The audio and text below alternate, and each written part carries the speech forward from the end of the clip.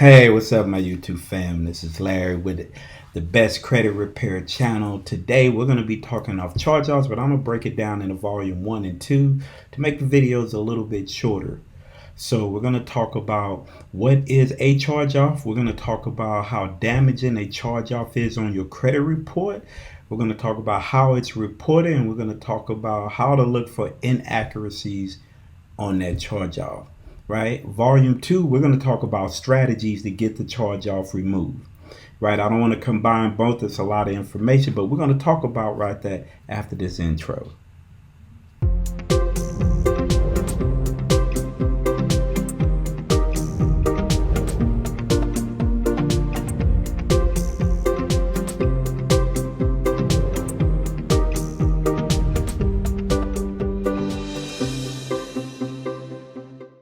I am back. So first of all, I want to say thank you for all my new subscribers. Hey, please subscribe, and share to the channel. You know, I'm all about bringing y'all real information. I know I don't get a lot of videos out, but in real deal is I'm commuting between two cities on my job, so it makes it really difficult. So I've been trying to land the right job so I could do that and do my YouTube videos and really start getting more good information out to you on a daily basis.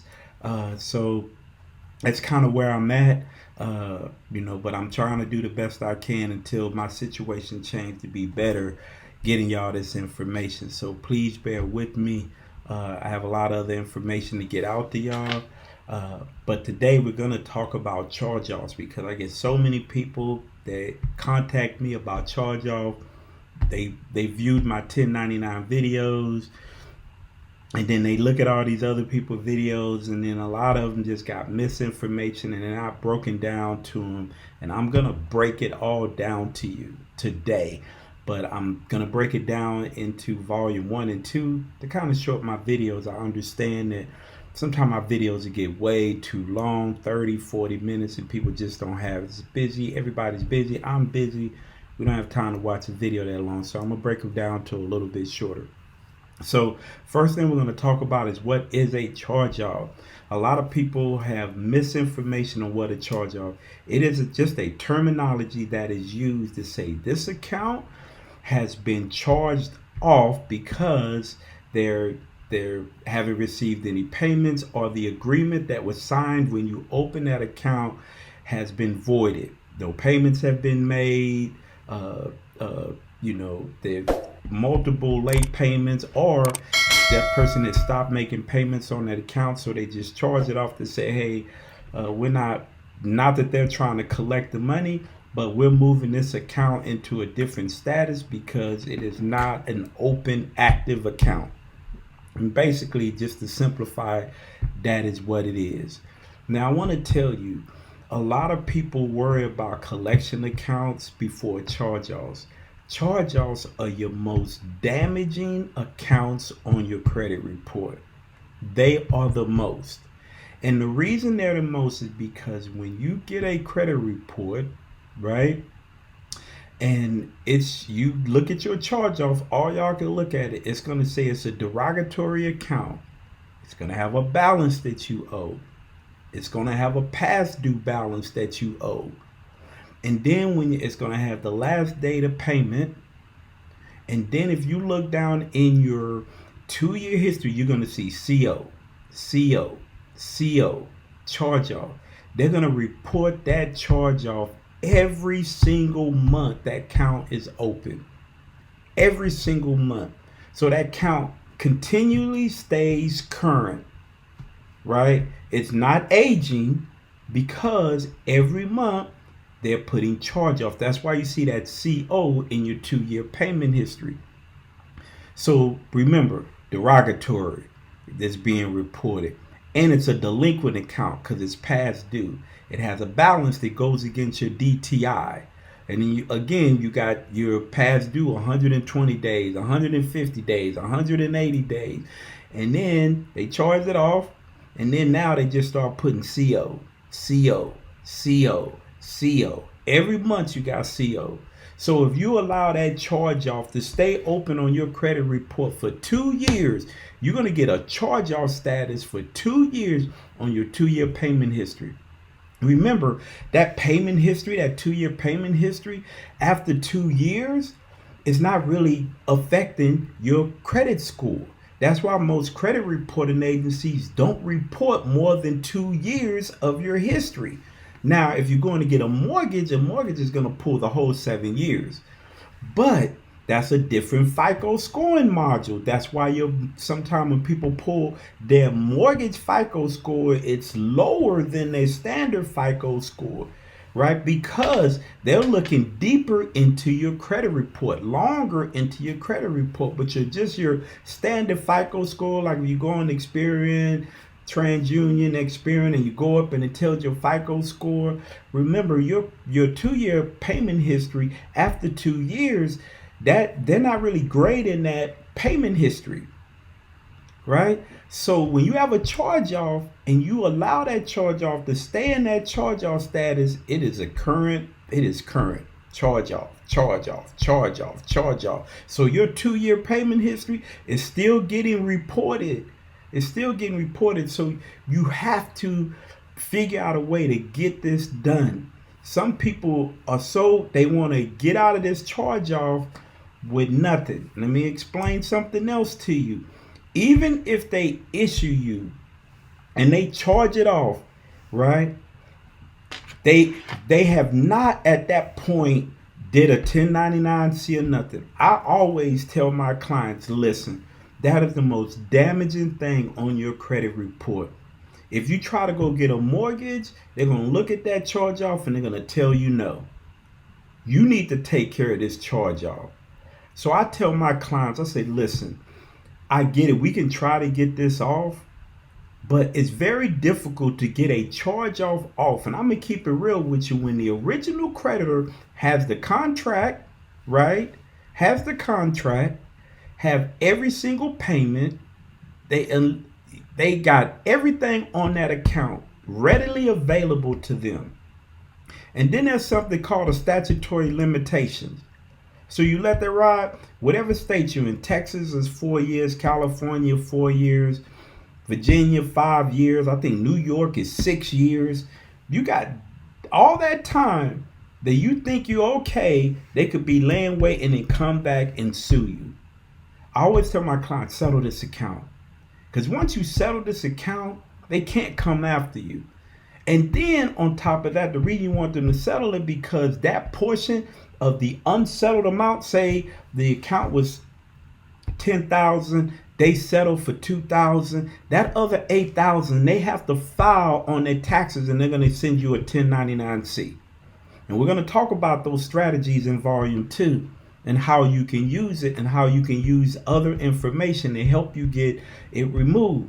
Now, I tell this, listen, some people say, well, if it's reported inaccurate, some people don't even understand what is inaccurate reporting on the charge off. They can report on that charge off every single month you owe a balance on that charge off. It is open. It is still a charge off. So if you want them to stop reporting on that charge off, you need to settle that account. Once you settle that account, they can no longer report that account as a charge off. If they do, that's inaccurate and you can get it removed. Or you could take them to court under the Fair Credit Reporting Act after you disputed it that they can no longer report this account has been settled. Now you can sue them and definitely get it off your credit report, right? But you have to take care of that charge off. And I just explained how it's reported. It's going to be an installment. It's going to be a credit card. It's going to be a flex spending card. It's going to be a secure card. It's going to be a revolving account. All that stuff, that's going to be reported. It's going to tell you if it's a derogatory account, right? So I want to pull up something right quick. So it's going to tell you. It's going to say if it's an individual, if it's so let me go back and I'm going to go from line to line. It's going to have the account number for one. After the account number, it's going to tell you if it's an installment loan, it's a revolving account. That's what it's going to have. So those have to be right. It's the first thing you look at. Was it a revolving account? Was it an installment account? Was it a secure card account? Whatever. That's the next. Account type, right? That's when you're going to break it down. That's when you're going to break it down on what type of account. Now you remember you have a revolving, installment, it's a revolving, installment, credit line. That's going to be in your account type. Your account type detail is going to tell you the detail of it. It was a revolving account, but it wasn't a credit line. It was a credit card. Then after that, you're going to have the bureau code. Was it a joint account? Was it an authorized user account? Or was it an individual account? Account status is when they're going to tag you with derogatory. You're not making any payments. We didn't charge this account off. Right? Then the next thing is monthly payment. Right? Monthly payment. That needs to be in there. Whatever the monthly payment is. If the monthly payment says 0, that's an inaccuracy. If the monthly payment says anything other than what the monthly payment was, it's reporting inaccurate. Then you're going to go to the date that it was open. Next thing you're going to go to is the balance. What is the actual balance? You're going to get with the original creditor. I need the contract and what is my actual balance owed on this account to make sure that what they're reporting and what they're giving you is the actual balance. If it's not, you dispute that. Next thing, number of months in term. What was it? Was it 60 months, 72 months, 48 months? That stuff needs to be in there. It's complete. That was the term that needs to be complete. Next thing after that is high credit. Across the board, the high credit should be in there. Typically, if your account has high credit, is whatever the balance is, say a revolving account, you owe them $6,000. That's the most you owe them. That's going to be in the high credit. It needs to be reported. A lot of times I see, say TransUnion got the high balance, Experian had 0, Equifax has a whole different number. Understand what's supposed to be there, dispute that. Same thing with high credit. Whatever your credit limit was, right? On that revolving account, you won't have a credit limit for an installment account. So if you got an installment account and it's reporting a credit limit, then that's an inaccuracy. It's not going to be a credit limit. Past due balance. You need to look at your past due balance. You need to get the information from the original creditor. What is my past due balance? Because if your past due balance, what they're saying and what you're saying, and it's inaccurate, you dispute that. Payment status, it's a collection. It's a charge-off. Last reported date. On a charge-off, they're going to report every single month. Now, people think that those dates across the board should be the same. Listen, every creditor has a cycle date when they report. When they report to Equifax, Experian, and TransUnion, they do not report to all of them on the same day. So if you see those dates different, do not waste your time disputing those dates last reported. They have a cycle period where they report to the credit bureaus, and they all don't do it on the same day, right? You can look at the comments, make sure the comments are right. If you're disputing something, it should be saying disputed. If it's not, that's a Fair Credit Reporting Act violation. It should be done, right? All those things need to happen. Date of last activity. Now, the date of last activity is the last time that account had activity. So it's not the last report date, the last date that account had activity. That's where you could say, I haven't paid on this account and this account hasn't had any activity. And what activity could be is that the balance increased, or you made a payment, missed a payment, right? Those cause that date to move because that's activity. The balance never changed. The activity is never going to change. You've never made a payment on it. There has nothing changed that caused the activity date to move. So if they're moving that activity date, that's an inaccuracy, right? When you got somebody say your TransUnion say your last active date last active was, February the 19th, 2016. Then you go over the Experian, it says 6/1 2016. And then you go over the Equifax, it says 10/1 2015. Which one is right? They could all be wrong because the last activity on account is basically showing if there's been a missed payment, or you wrote a check and the check bounced, or the balance increased, right? That's what caused that date to change. If it hasn't changed, it's an inaccuracy. And in date of last payment, we all should know when the date of last payment is. There's only one date of last payment. So if somebody says 10/30, then somebody says 10/1, one of those people are, oh, it's an inaccuracy. But the kicker is you look down in your 2-year payment history, right? And you look to see, is anybody reporting or not reporting? So say TransUnion say this account is a charge off, but they're not reporting it every month as a charge off. That's an incomplete account. Possibly could get that deleted. I'm not saying that you can. I'm just saying you possibly can get it deleted. I'm going to talk about this a little more. But it should have CO, CO, CO, CO, CO, CO. And that's what should be. And it should continue to be that until you settle that account, right? And that's why charge-offs are most damaging, because they're continually reporting that this account is charged off and it's staying current, meaning it's June of 2022. They report it's a charge-off. Damn. It's not gaining any age. It's not getting older. It's staying new and current. That's why charge-offs are so damaging. Charge-offs should be the first thing that you should be attacking to get. I always tell my clients, if we can settle it, let's get it settled so we can get rid of that past due payment. We can get rid of that balance. We can get rid of it being a delinquent account because it has a past due, and we can stop them reporting on the account. Try to get a settlement offer, and then let's try to go after them to get it removed. Because if you settle that account, I'm gonna tell you a couple reasons why it's so important. If you settle that account, the biggest reason it's settled, they can never come after you. They already agreed. Now they have to file it on their taxes. Now you can try to get that 1099-C to get it removed. And we'll talk about that in volume 2.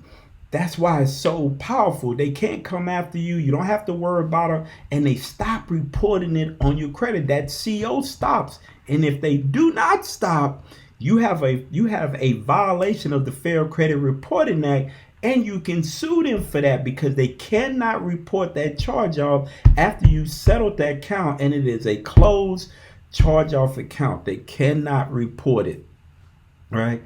So those are the things you need to be looking for: inaccuracies, how it's reported, why charge-offs are so damaging. I promise you, you get rid of. Do not let none of these jokers out here, I don't care, on YouTube, anywhere, tell you that a paid charge-off is not going to help your scores.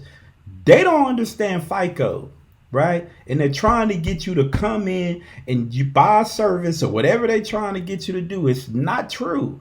Because it can only do, it's that past due goes to zero. It is no longer delinquent. Your debt to income ratio changes, right? That goes to zero. Now we just got to make sure, look for those inaccuracies, because also when it's charged off, the creditor know they can't come after you, right? It's not important. They made that settlement. They agreed to it. So why do they have to try to hold it on your credit report? You have a better chance of getting it removed, because there's nothing else they can do with you. It's nothing else they can get out of you. It is a done deal. It's a wrap.